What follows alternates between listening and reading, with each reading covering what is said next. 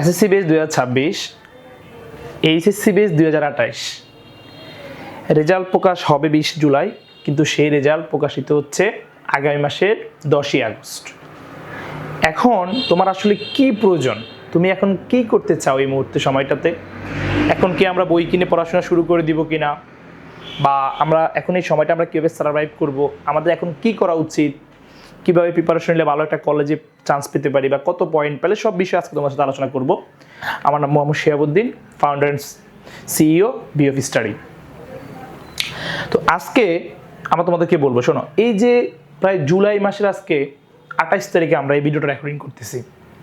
তাহলে জুলাই মাসের 28, তুমি সাধারণ দেখো যে স্বাভাবিক যখন বছরগুলোতে পরীক্ষা হতো, তখন ফেব্রুয়ারি মাসেই পরীক্ষা শুরু হতো। এসএসসি পরীক্ষা কি মাসে শুরু হতো?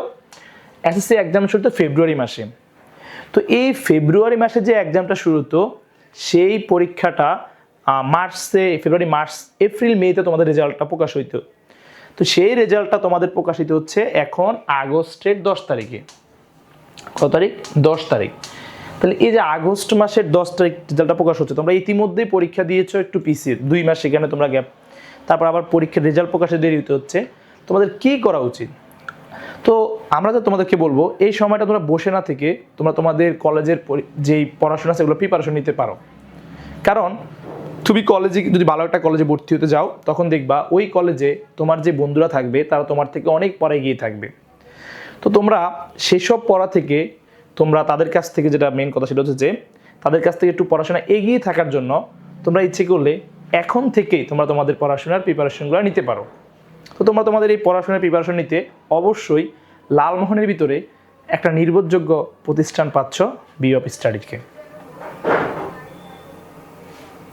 তো আমরা এই বিএফ স্টাডি তোমাদেরকে ফিজিক্স, কেমিস্ট্রি, আইসিটি 3টা বিষয়ে খুব সুন্দর করে তোমাদের রেজাল্টের আগ থেকে শুরু করে ভর্তি প্রক্রিয়া শেষ হতে অনেকটাই সময়ের প্রয়োজন আছে। এই সময়ের ভিতরে তোমাদেরকে খুব সুন্দর করে ভালো একটা যে যা প্রয়োজন তোমাদেরকে খুব সুন্দর করে আমরা সেটা শিখিয়ে দেওয়ার চেষ্টা করবো, যেন কলেজে যাওয়ার পরে তুমি ওই কলেজের টপারদের লেভেলে একজন থাকো। তা দেরি না করে আজই আমাদের সাথে যোগাযোগ করো।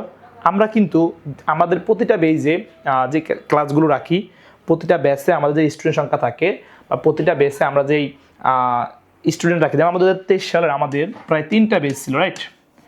2023 সালে আমাদের প্রায় 2023 না, 2026 সালে আমাদের প্রায় 3টা বেচ ছিল। তো 2026 সালে আমাদের 3টা বেচ ছিল। তো আমরা 2027 সালেও আমাদের প্রায় 2টা বেচ, এবং 2028 সালে তোমরা যারা আসো, তোমরা আমরা প্রায় 3টা বেচ রাখবো আমাদের অফলাইনে। কয়টা বললাম? 3টা বেচ রাখবো। তো আমরা প্রতিটা বেচে স্টুডেন্ট নিব, এক একটা বেচে নেওয়ার চেষ্টা করবো 16 জন করে, রাইট? 16 জনের ওদিকে আমরা এক একটা বেচ স্টুডেন্ট নিব না।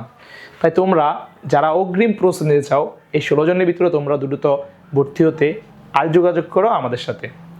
আজকে এই পর্যন্তই। সবাই ভালো থাকো, সুস্থ থাকো। আসসালামু আলাইকুম।